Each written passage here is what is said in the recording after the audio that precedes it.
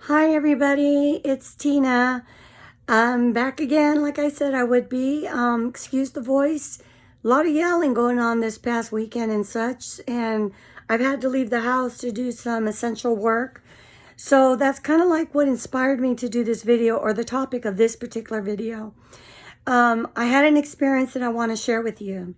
So part of my essential work is making deliveries, depending on how I feel. So that's time and health dictating. So I'll make food deliveries for people who want to shelter in place, right? So I was in the middle of doing that, and I was actually at a fast food restaurant.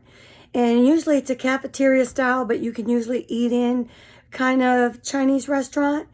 And so what was going on was it was completely filled up with people in drive-through. Now imagine this. Drive-through is completely filled up all the way out to the parking lot. And then they also have a window with a net on it and a person with gloves and a mask on taking orders from people who don't want to wait in the drive-through line. And the kind of work that I was doing, or I do when I can, to deliver is requires me most of the time that if I can to go up in person and pick up the order. So I'm there with probably about 4 or 5 other people. It's really hot and humid. I've been running around all day. I was a bit agitated, I'll admit, and so were a lot of the other people that were there. And I'm sorry I'm moving around so much. It's been a long day. So what happened was we were waiting, right? And I had an order that was already prepaid. I just had to pick it up. And I guess people could tell I was starting to get into that pack mentality of being angry and, frustrated with people, and even the girl next to me. And then this guy walks in front of me and I kind of snap at him, and I started to realize that, oh shoot, I'm starting to be one of those people that I'm always talking about not being. I'm tired, I'm hot, I'm exhausted, but yet I'm still trying to deliver food to people. And there was this woman next to me, and she had a reason to be upset, but she wasn't. And she kind of snapped me into reality. And I learned from talking to this woman that she had just given birth like 3 weeks before. I guess she had gone through the drive-through and there was something wrong with her Sprite. And so she had to wait at the window so she can get a drink. So she had every right to be mad, but she wasn't. And she goes up to the window, and this is what totally changed my mood, like almost instantly, was she tried to crack a joke saying that her Sprite tasted like shit, or something. And the guy who was working there said, I'm real sorry, everybody's yelling at us. We're doing our best. And, it's very crowded, as you can tell. And he was, trying to explain to her, and she looks at him and she says, I was trying to make you laugh, and he goes, oh, I'm sorry. He goes, it's just, everybody's yelling at us and we're trying to do our best and all this. And I heard this whole conversation. I'm standing 6 feet from this woman. I can hear everything, and we have our masks on. It's super hot out there.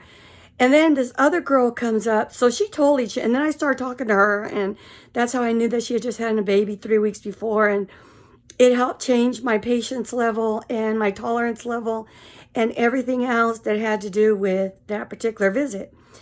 And then there was this other girl that came up who just acted all ghetto. I mean, like she was screaming in there, like at the guy from the window, saying, you did not even wash your hands. I'm going to try to mimic her as best as I can. You did not even wash your hands. It is so important. You sat here and you touched this table. Then you went over there and you picked someone's foot. You did not change your gloves. You did not change your, you did not wash your hands. And, and that important. And I'm trying to mimic her. I'm not trying to make fun of her. I'm trying to make it sound like how she sound. Now, mind you, I'm not judging the girl. You know, maybe she had a mental illness or something and her mom was waiting in the car. And I could see that when her mom finally came out, because they screwed up the order, there was such a difference in interaction between her and her mom. And she looked kind of young too. And then the way she was dressed, I kind of, being a, you know, a 34-year plus clinician, I could kind of see that there was something wrong with her. So I was guilty myself of initially judging, you know, and even just trying to let you know how she sounded. That was me more just trying to act it out so you could kind of feel like what I was feeling at the moment initially. But then afterwards, I became very humbled. And when her mom came out and all that, so I was like, oh shit, you know, I was mad at myself for being like that. That's me being human. Okay, so anyway, the purpose of this is I want us to all appreciate all the essential workers. Now, I know there are some frontliners like the doctors and the nurses and EMS and paramedics and all the first responders, police, all those essential workers that we, you know, give our shout outs to and that we have to. And, you know, good on you for doing that. All of you, even you celebrities who are doing it. I appreciate that. They appreciate that. It's brought many to tears. As a former nurse, I appreciate that. I appreciate them. But I think that in the midst of all this, we also need to take a moment to thank all of the other essential employees out there. Those people working the cash registers at the convenience stores, at the gas stations, at the grocery stores, at the people working for Favor, Postmates, Grubhub, all those making deliveries for you all so that you all can stay in your home safely. So those people, gas station attendants, I said, grocery stores, the Walmarts, which, you know, everybody's taking precautions, the Sam's, the Costco's, all these employees and all the hospital employees that are not on the front runners but are still there, like, you know, housekeeping, maintenance, cafeteria workers, parking attendants, all these people that make the hospital run, not just, you know, the management, not just the nurses and doctors. God bless you all, though, for what you're doing. But there's other people who are putting themselves out in harm's way as well. And I think that they really need some recognition. And I think we need not forget about them. Now, I'm also talking about those fast food workers too. You know, you might be thinking, why would I care about fast food workers? You know, that's not essential to have fast food. Well, you're right in a way, but also you're wrong in more ways than you're right, because it's essential for the people that are actually working there because they need to keep a job. They need to make money any way that they can. They're helping to contribute to other people's jobs, like I said, for the people at the Postmates and Favor and Uber Eats and DoorDash and all those people who pick up food and groceries for people. You know, so they are not only making a living for themselves, they're helping these other people make a living off as well. So please be kind to them as well, these fast food workers. I mean, when I heard that guy saying people were yelling at him and, you know, and stuff, and, you know, don't do that. If you're an essential worker yourself, you have to completely understand, even if you're one of the food deliverers that I named, you know, show compassion for these fast food workers or restaurant workers who are having to do curbside and drive-through only. Or if you do get to go inside and they have to limit your availability inside, be patient with them. They're trying to keep our communities well while still serving the public. So that's one reason why we need to value our fast food and restaurant employees as well. And another reason, you're probably thinking, well, fast food is not an essential, you know, thing. Well, I already gave one reason why it was. Now, another reason is because during the self-isolation and all this COVID stuff, people are trying to maintain as much normalcy as they can. And in doing that, a lot of them would go out to eat a lot, you know. Maybe they had Friday night date nights or Saturday night date nights or nights with family out to eat, and they do it weekly or whatever. And they can't do that anymore. So they're hiring, people to deliver food for them so that they can still maintain those family bonds or friend bonds or whatever while they're still self-isolating.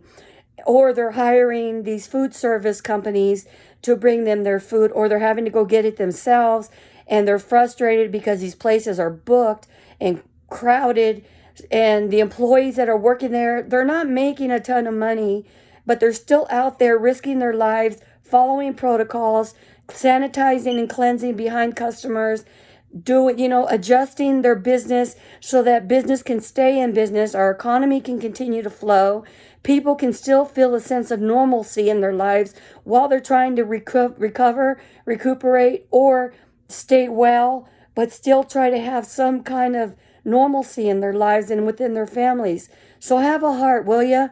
Be nice to all essential employees, not just the doctors and the nurses and the firemen and the police, which I volunteer with all the above.